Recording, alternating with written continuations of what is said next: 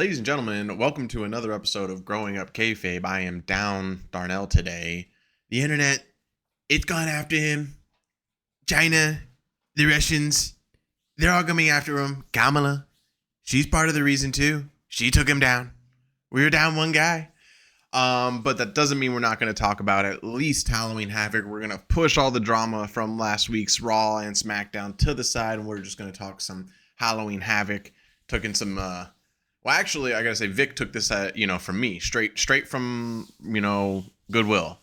This guy, Vic, I know a Goodwill Halloween jacket when I see one.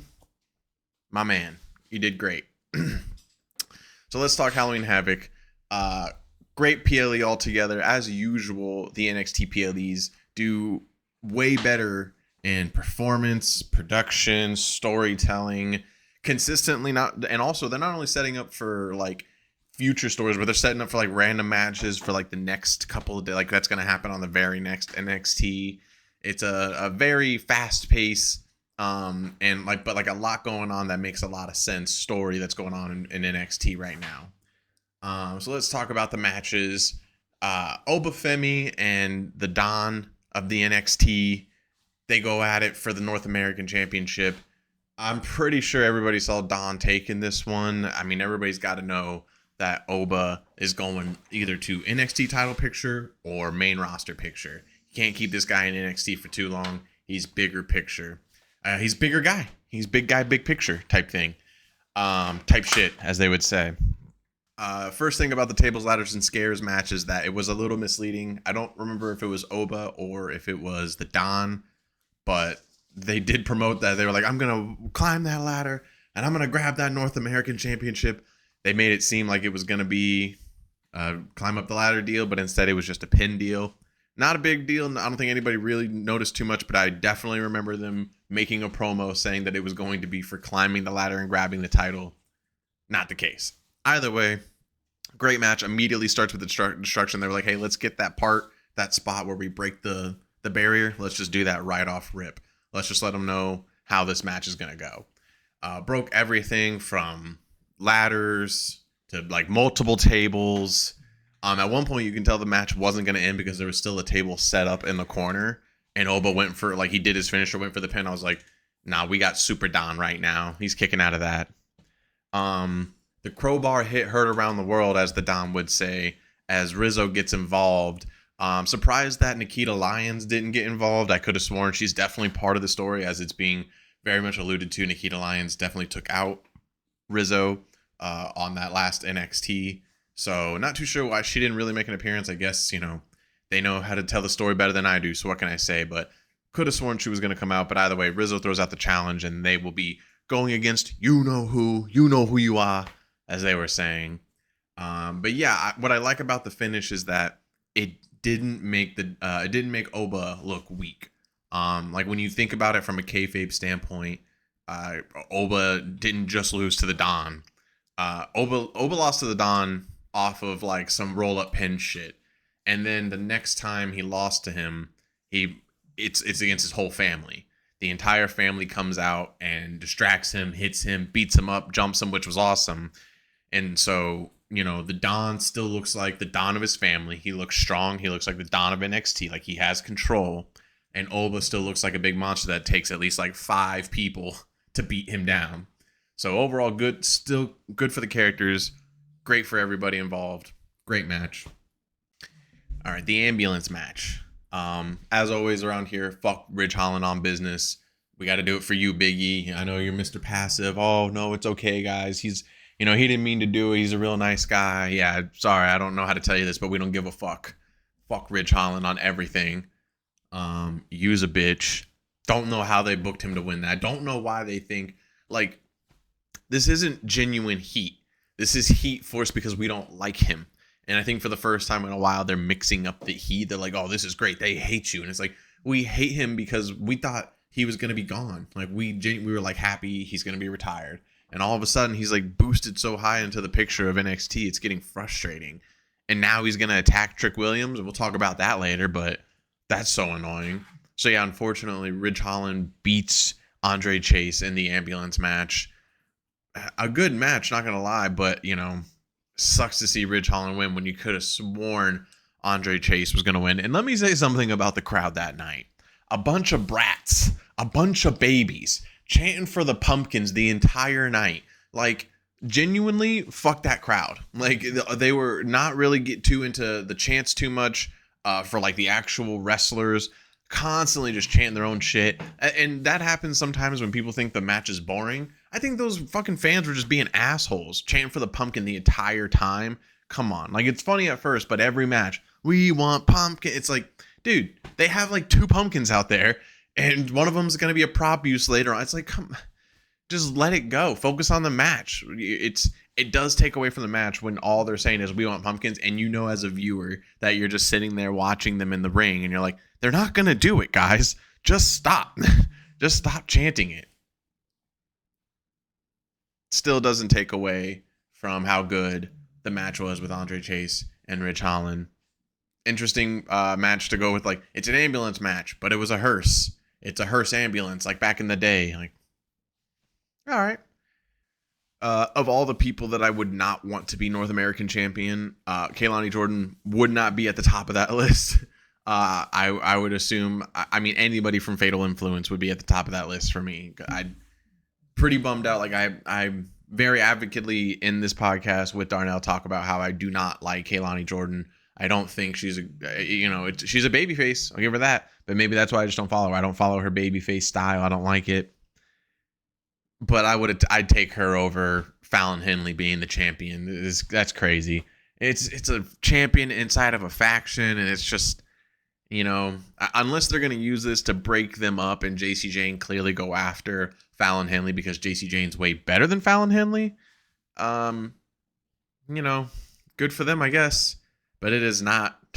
Out of all the people they gave shots to, I'm like, this is the one. This is the one where you're like, all right, Falon Henly, you're our girl. I'm like, I guess she was supposed to be your girl when she initially beat Tiffany Stratton, and that went nowhere, except for Tiffany boosted up into the main picture. More than likely, the match of the night, the match that everybody was waiting for, Julia and Stephanie Vacura against Raquel and Cora Jade. Honestly, super impressed by Cora Jade. I still do not. I'm never really going to like Roxanne. Really never going to like her. I can't get with her size and the just like this. You see the forcefulness in her acting is not genuine in any way. It's all just like, I really am not good at this, but I have to do this because it's the role I'm doing. So here's me being angry and upset and a bad guy. And it's like, well, it doesn't work. It really doesn't work. Cora Jade, on the other hand, I haven't really seen Cora Jade wrestle too much. So seeing her actually go out there and do anything more than something that like a lot of other like lower card women on NXT can do, it's a win. So great style by Cora Jade, but also a great match between all of them. Very fluid.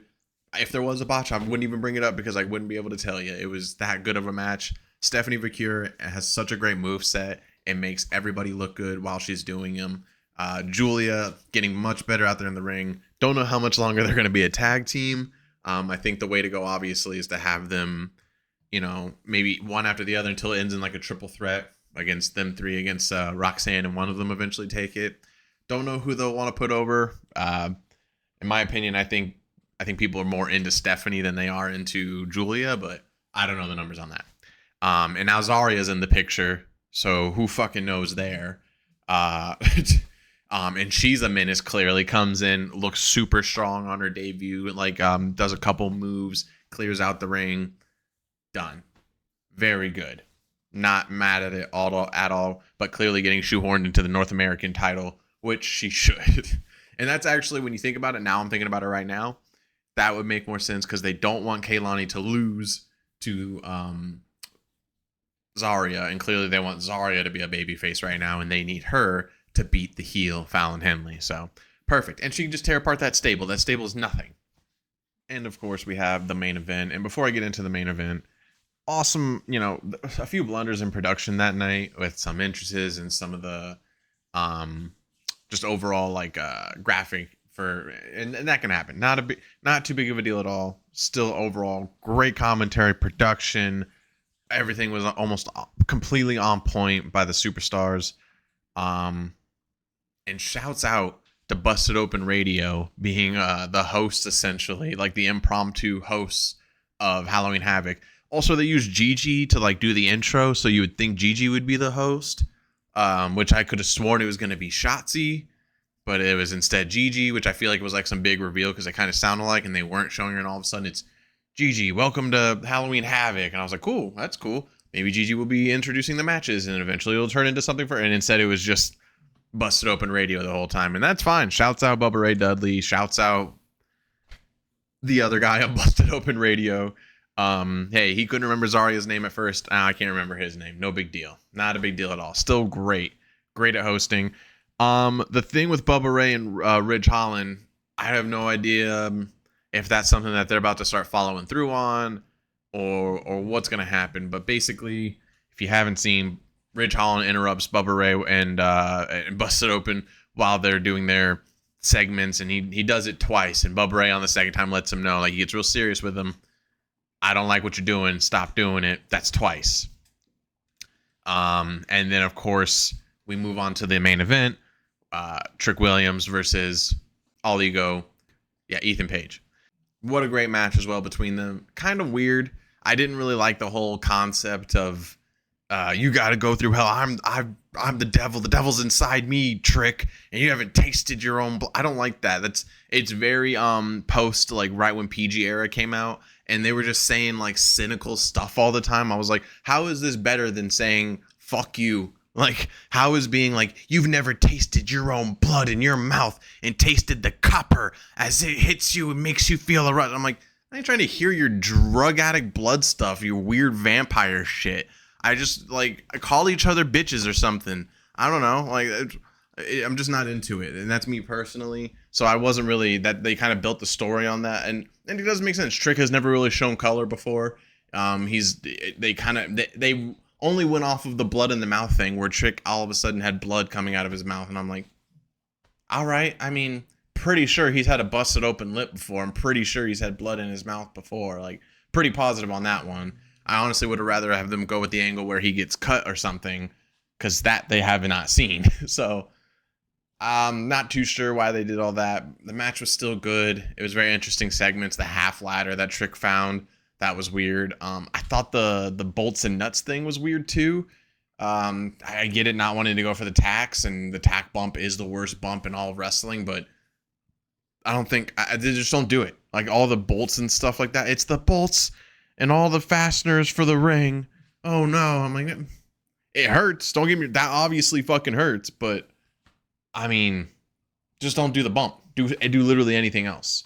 They didn't talk about this match as Devil's Playground match, any of the rules, until this day on Halloween Havoc, where they mention, hey, yeah, it's in false count anywhere type shit. So really threw off a lot of people with what was going to happen as well. I've said it while they were doing it. It's great to go out of the ring and everything, but I wish they would always do more. If you have false count anywhere, you can go anywhere. You don't have to be so tied to the ring area, like near it.